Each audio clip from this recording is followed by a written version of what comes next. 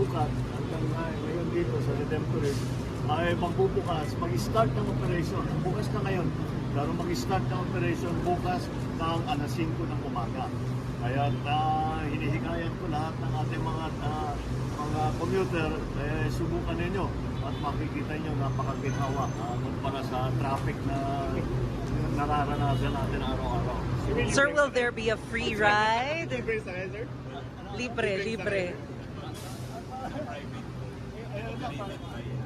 Hindi operated kasi ng government ito Kaya kailangan pambayaran yung utang. Pero sir, now na malapit na yung Pasko, the timing. Actually, hindi namin inisip yung Pasko. Nagkataon lang.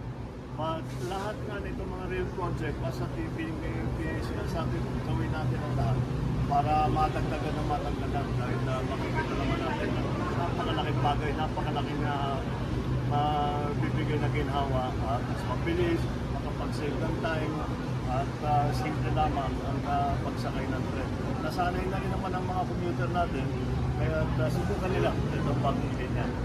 Salamat. Thank you. Okay. Instructions sa Baguio, sir? Sa? Instructions po for Pepito. Well, I'm having a meeting with the NDRMC later this afternoon.